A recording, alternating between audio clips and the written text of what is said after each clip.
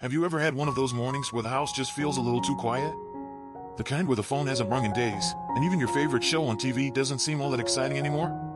If that sounds familiar, you're not alone. A lot of people find that after 65, their days start to feel a bit more still, not always in a peaceful way, but in a way that makes you pause and wonder, when did things slow down so much? Now don't get me wrong, there's beauty in slowing down. There's joy in a calm morning, in sipping your coffee while the sun peeks through the window. But being calm doesn't mean being disconnected. We're social creatures, even if we're more introverted than extroverted. We thrive on conversation, connection, a good laugh with an old friend, or even a new one. And staying socially active isn't just good for the heart, it's good for your health, your brain, your mood, your memory. It can make every day feel more meaningful. That's exactly why we're here today. In this video, we're talking about something that doesn't get enough attention: how to stay connected and active after 65, in ways that feel real, joyful, and doable. Because yes, it is possible to feel energized, seen, and appreciated, no matter your age. And it doesn't take grand gestures or a packed social calendar. Sometimes, all it takes is one good conversation, one shared hobby, one brave moment to say hello. Let's start with something simple. Something powerful. Reach out first. It sounds basic, I know. But you'd be surprised how many people sit at home waiting for the phone to ring, hoping their kids, grandkids, or friends will call. And sometimes they do. But other times, they're caught up in their busy lives, and not because they don't care, they just don't realize how long it's been. That's where you come in. You have more power than you think. Pick up the phone and call someone. Not just to check in, but to really talk. Say, "Hey, I was thinking about you. How are you doing?" It doesn't need to be a long conversation. A 5-minute chat can turn someone's whole day around, and yours too. If there's someone you used to be close with, an old coworker, a neighbor you haven't seen in a while, a friend from church, reach out. You never know, they might be feeling the same way. And if you're not a phone person, that's okay too. Write a note. A real handwritten one. Or send a message, a photo, even a short video if you're feeling adventurous. You'd be surprised how much those little gestures matter. They remind people, and yourself, that you're still here, still active, still full of life.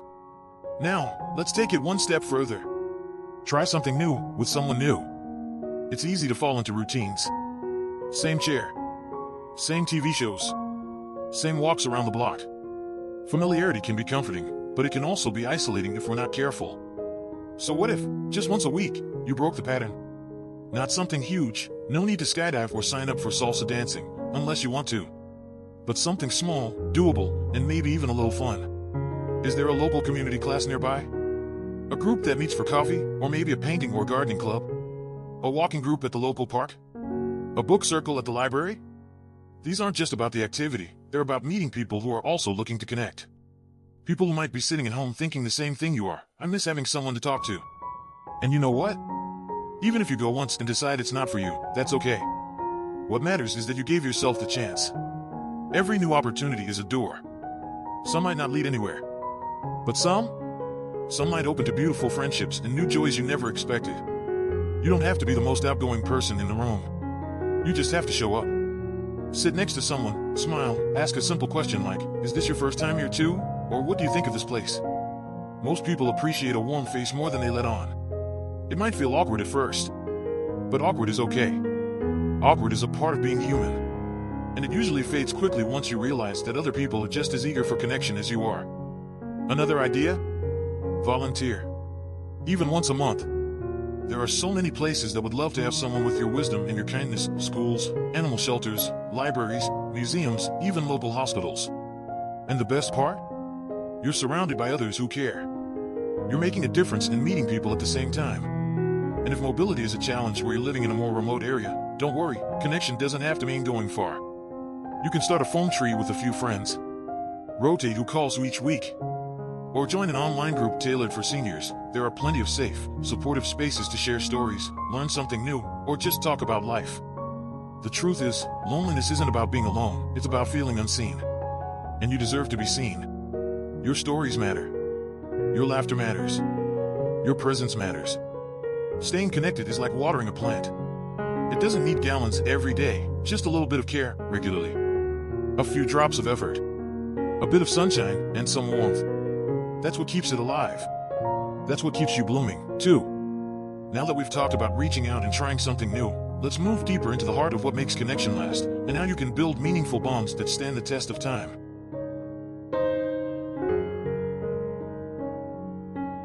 Meaningful connections don't happen overnight. They grow over time, from little seeds of trust, kindness, and shared moments. And just like any good garden, they need tending. So once you've reached out and taken that first step, what keeps the connection going? That brings us to something truly special, being genuinely present in someone's life. You know that feeling when someone really listens to you? Not just nodding while looking at their phone or thinking about what they're going to say next, but actually listening? That kind of presence is rare these days. But you can be that person. And when you are, people are drawn to you. They remember how you made them feel. When you're talking with someone, a friend, a neighbor, a grandchild, really take the time to hear them. Ask questions. Be curious. If they mention they've been painting or trying a new recipe, follow up next time you talk. How did that pie turn out? Or can I see your latest painting? That kind of attention shows that you care. And caring, my friend, is magnetic. Even if it's just a short chat, make it count. Be the kind of person who brightens someone's day, not by trying too hard or being overly cheerful, but just by being sincere. A warm smile, a thoughtful question, a moment of shared laughter. Those are the things that build strong, lasting relationships. And while being present is important, there's something else just as powerful, letting people in. Sometimes we put up walls without realizing it. Maybe we think we don't want to burden anyone. Or maybe we tell ourselves, I'm fine on my own, even if deep down, we miss companionship.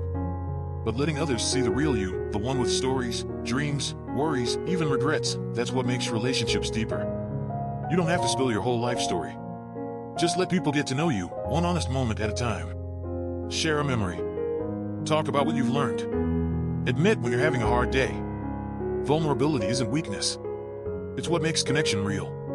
You might be surprised how people respond when you open up just a little. Maybe that quiet woman in your book club has been feeling lonely too, and your honesty gives her permission to share. Maybe your grandchild, who's always glued to their phone, suddenly starts asking you about your childhood, your favorite song, your first love. And it's not just about the people you already know, it's about staying open to new relationships, too. Yes, even now. It's never too late for a new friend. Never too late to meet someone who just clicks with you. Life has a funny way of bringing the right people in when we make room for them. Now, I know that for some, the idea of meeting new people can feel intimidating. Maybe you've moved recently, or maybe your social circle has changed. That's normal. But here's a little secret. Most people, no matter their age, are also craving connection. They just don't always know how to start. So sometimes, all it takes is a simple, brave hello. You can be the one to take that first step, not because you're trying to be outgoing or social all the time, but because you understand the value of human connection. And remember, connection doesn't always have to be deep or long-lasting. Even small moments of interaction can bring joy. A friendly chat with the cashier at the grocery store. A wave and a smile to your neighbor. A quick conversation with someone walking their dog in the park. These moments add up. They remind you that you're part of the world, that you belong. But here's something that's often overlooked, something that might just be the most powerful tip of all: find purpose in connection. When you connect with people not just to fill time, but to make a difference, everything changes. Think about the things that matter to you. Maybe it's helping others. Maybe it's sharing your wisdom, your experience, your creativity. Maybe it's simply offering a listening ear to someone who needs it. Purpose gives your days meaning.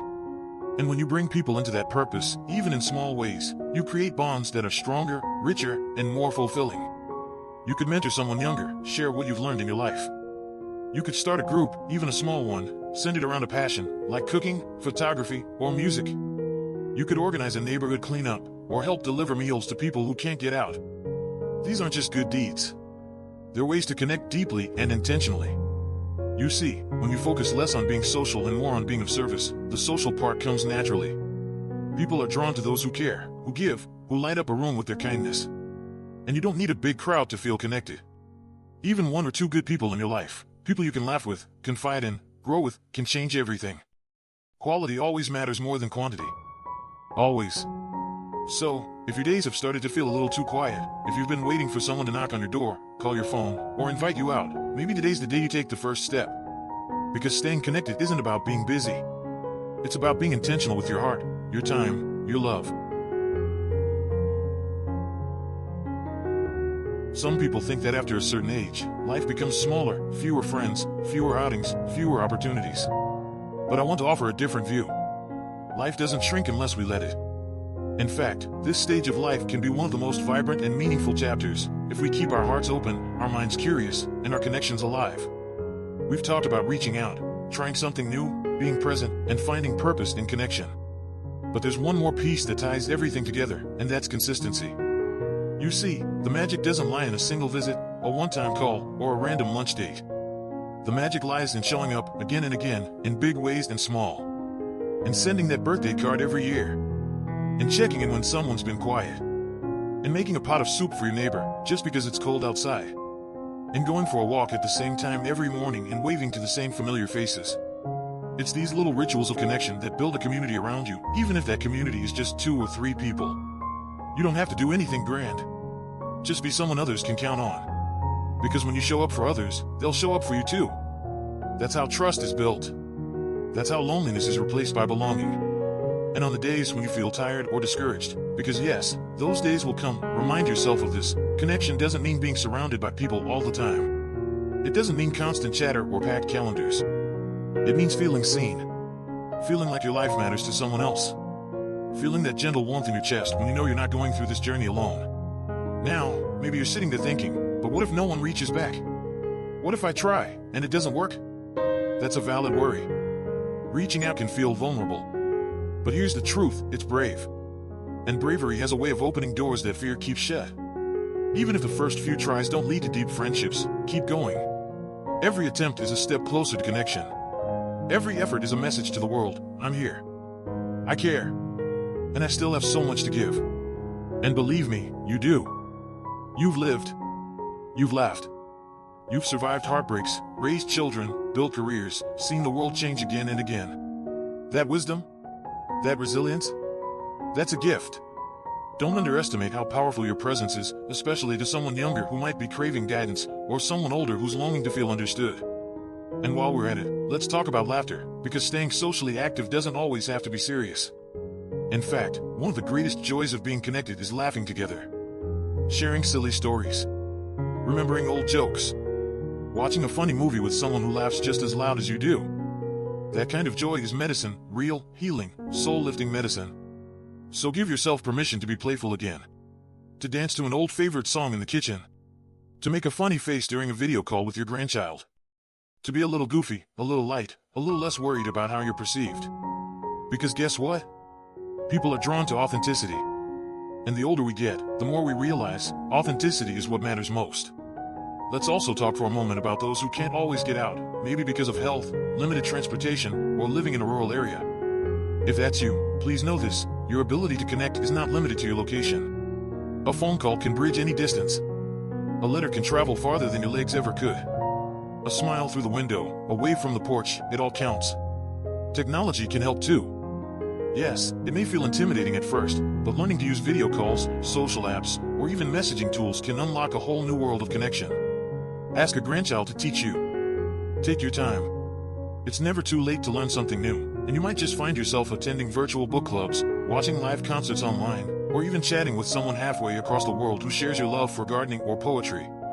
What's beautiful about this stage of life is that you no longer need to impress anyone. You don't have to hustle or prove yourself. You just have to be yourself, and that is more than enough. People are longing for real conversations, gentle presence, and the kind of wisdom that only comes from experience. And you?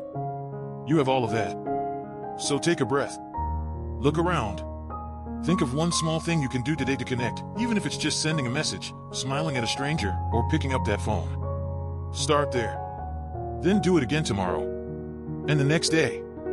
Bit by bit, you'll feel your world come alive again. Because here's the secret no one tells you, connection is not just about other people. It starts with how you see yourself. When you believe you still matter, when you believe your presence, your voice, your story is important, you radiate something that others want to be near. You become the spark that lights up a room. The anchor in someone's storm. The friend someone didn't know they needed. So let's stay social. Let's stay active. Let's stay alive in the fullest sense of the word. Not just for others, but for you. If this message touched something in your heart today, I'd love to hear from you. Share your thoughts, your experiences, or even just say hello in the comments below. You never know who else might read it and feel a little less alone. And if you haven't already, Be sure to click that like button and subscribe for more videos that bring encouragement, inspiration, and a little joy to your day. Because the truth is, no matter your age, you still have chapters left to write.